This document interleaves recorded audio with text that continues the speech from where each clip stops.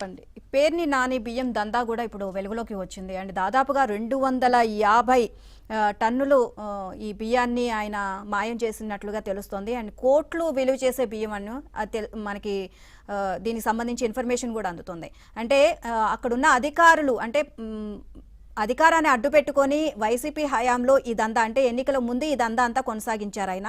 So ఇప్పుడు మొత్తం కూడా వ్యవస్థ అంతా మారిపోవడం వల్ల ఈ దందా ఇప్పుడు బయటపడింది. సో ఇంకా చాలా అంటే చాలా దందాలు, చాలా స్మగ్లింగ్, వీళ్ళు చేస్తున్న అక్రమాలు అన్నీ కూడా ఇంకా బయటపడడానికి ఇంకా చాలా ఉన్నాయి. సో ప్రస్తుతానికి పేర్ని నానికి సంబంధించి బియ్యం దందా అయితే బయటపడడం జరిగింది. సో దీనికి సంబంధించి మీరేం చెప్తారు? అంటే ఇక్కడ ఒకటి మేడం, పేర్ని నాని అని ఉదాహరణ చెప్పుకోవటం కాదండి. ఈ కోస్టల్ ఎవరైతే వైకాపా లీడర్స్ ఉన్నారో వాళ్ళందరికీ కూడా వీటిల్లో ప్రమేయం ఉంది. ఇక్కడ వాస్తవాలు చెప్పుకోవాలంటే ఈ రాష్ట్రంలో 1,48,00,000 కార్డులు ఉండేయండి, రేషన్ కార్డులు. జనాభా ఏమో 5 లక్షలు. ఇందాక మిత్రులు చెప్పుకుంటా వచ్చారు 30 నుంచి 40% రేషన్ బియ్యం తింటలేదు. అంటే ఏంటి, వాళ్ళ అర్హులు కాదని ప్రభుత్వం రివ్యూ చేసుకునేటువంటి అవకాశం ఉంది. ఇప్పుడు దీని మీద ఏంటంటే మేము సమగ్రమైనటువంటి దర్యాప్తు జరుగుతుంది. ఎవరు వాస్తవంగా రేషన్ ఎవరికి అవసరం, ఎవరు పేదవారు ఎప్పుడు కూడా రేషన్ బియ్యమే తింటున్నారండి. ఈ రోజు గ్రామీణ ప్రాంతాల్లో ఉంది, మా ప్రాంతాల్లో ఉన్నారు పేదవారు, ఖచ్చితంగా రేషన్ బియ్యాన్ని తింటున్నారండి. ఎవరు తింటలేదు, ఆర్థిక పరంగా ఒక స్థాయిలో ఉన్నటువంటి వాళ్ళు ఈ రేషన్ బియ్యాన్ని తినకుండా అమ్ముకుంటున్నారు. ఈ 30-40% అమ్మితేనే మరి ఇంత పెద్ద ఎత్తున దందా జరుగుతుంది. మీరు ఇంకోటి, ఇప్పుడు ఈ రోజు రేషన్ తీసుకుంటే ఈ రోజు ఎక్స్పోర్ట్ వెళ్ళవండి, కనీసం 5-6 నెలలు పట్టింది. ఇవన్నీ నిల్వలు ఉన్నాయే మేము పట్టుకుంటున్నాం. ఇప్పుడు జరుగుతున్నది, ఇప్పుడు గ్రామీణ ప్రాంతాల్లో రేషన్ ఎక్కడికక్కడ భయపడుతున్నారు వాళ్ళ దగ్గర కొనాలంటే. మేము ఆ విధమైనటువంటి ఇప్పుడు దీని మీద పీడీ యాక్ట్ తీసుకొచ్చామండి. పీడీ యాక్ట్లు తీసుకొచ్చాం. ఎక్కడైనా కానీ రేషన్ కొంటున్నారు అంటే ఖచ్చితంగా వాడిని పట్టుకుంటాం. అదే విధంగా రేషన్ ఎవరైనా అమ్ముతున్నారంటే వాళ్ళ కార్డులు క్యాన్సిల్ చేసే విధంగా చట్టం తీసుకురాబోతున్నారు. కాబట్టి మేమేమంటామంటే గ్రామీణ ప్రాంతాలు మీరు చూడండి, వైకాపా ప్రభుత్వం అధికారంలోకి వచ్చిన తర్వాత 9,000 వాహనాలు పొందాయి. ఏ రోజన్నా కానీ డోర్ డెలివరీ చేశారండి బియ్యం?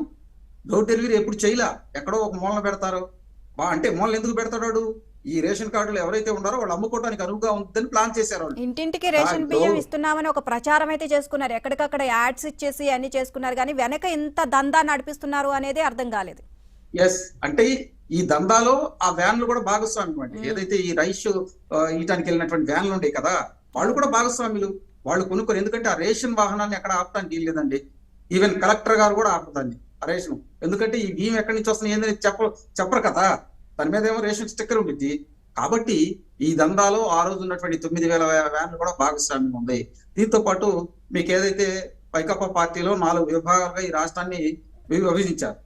మీరు విజయసాయి రెడ్డి ఉత్తరాంధ్ర తీసుకుంటే, సుబ్బారెడ్డి కావచ్చు, ఇంకా వేరే వాళ్ళు ఎన్ని తీసుకుంటా వచ్చారు. అంటే వాళ్ళు కూడా భాగస్వామ్యం ఉంది. దర్యాప్తులో కీలకమైనటువంటి విషయాలు బయటకు వస్తున్నాయి. ఏదైతే మీకు గత ప్రభుత్వంలో ఉన్నారు ఈ పెద్దలందరూ హస్తం ఉందండి. ఎందుకంటే ఈజీగా వచ్చే డబ్బండి. మేము ఒక అధికారి చెబుతున్నాడు, ఒక నెలకు వచ్చేసి దాదాపు 750 కోట్ల రూపాయలు టర్న్ ఓవర్ అయిందంటండి ఈ రేషన్ బియ్యం మీద. చూడండి మాఫియా ఎంతగా తెగించిందో. అంటే ఆఫ్రికా ఖండాల్లో ఏంటంటే ఇక్కడ ఉన్నటువంటి రైస్ ని అక్కడ 150 రూపాయలు దాకా కొంటారంటండి. మీకు ఇవే కాకుండా మీకు విజిలెన్స్ వాళ్ళు ఈ మధ్య దాడి చేసినప్పుడు కూడా రీసెంట్ గా సార్టెక్ మిషన్లు బయటపడినాయండి. వేర్ హౌసెస్ లో సార్టెక్ మిషన్లు ఎందుకు ఉంటాయండి అంటే, సార్టెక్ మిషన్లు ఏం చేస్తాయి అంటే ఈ లావు బియ్యాన్ని సన్నం చేయటానికి. మీరు ఈ మధ్య కాలంలో అయితే కొన్ని ప్రాంతాల్లో ఎక్కడ పండేటువంటి ఆ ప్రాంతాల్లో అక్కడ బియ్యం ఇస్తున్నారు.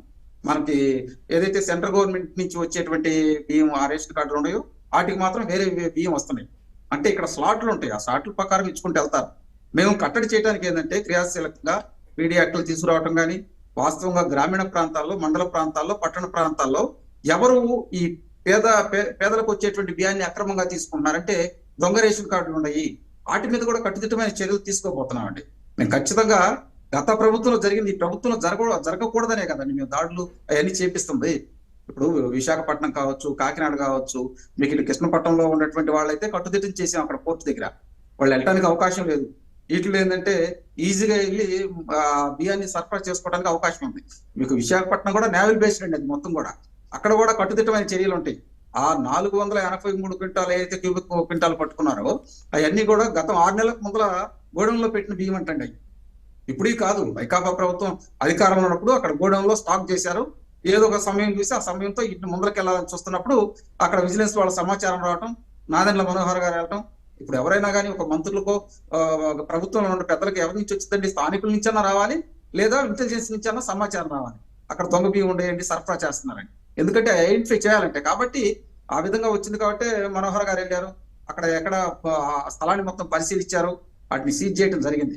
ఇప్పుడు మాకు ఏంటంటే మేము ఆలోచించేది ఏంటంటే, మీకు ద్వారంపూడి చంద్రశేఖర్ అండ్ కో ఆధ్వర్యంలో పెద్ద ఎత్తున ఈ బియ్యం ట్రాన్స్ఫర్ చేశారండి, అటు ఇటు మాఫే చేశారు. వాటి మూలాలు బయటకు తీస్తున్నాం. ఇప్పుడు ఎవరిని వదిలే ప్రసక్తి లేదండి. దీంట్లో ఎవరు భాగస్వామ్యం ఉన్నా కానీ ఖచ్చితంగా వాళ్ళ మీద చర్యలు తీసుకుంటామండి. కాబట్టి మీకు పెద్ద ఎత్తున చూడండి, ఒక 15 రోజుల నుంచి ఎక్కడ చూసినా కానీ రేషన్ బియ్యం గురించి మాట్లాడుకుంటున్నారు. గ్రామీణ ప్రాంతాల్లో కూడా మేము ఏంటంటే అవగాహన కల్పిస్తున్నాం. మీరు బియ్యం మీకు ఇష్టం లేకపోతే వదిలేసేయండి, అంతేగాని మీరు తమ్మారంటే మాత్రం మీ మీద పీడీ యాక్ట్, ఎవరైతే రేషన్ అమ్ముతున్నారో వాళ్ళ మీద వాళ్ళ కార్డుని క్యాన్సిల్ చేస్తారు. అదేవిధంగా రేషన్ ఎవరైతే కొంటున్నారో పీడీ యాక్ట్ కింద వాళ్ళని అరెస్ట్ చేస్తారండి. అటువంటి నిర్ణయాలు తీసుకుని కఠినమైనటువంటి చర్యలు చేయబోతున్నామండి.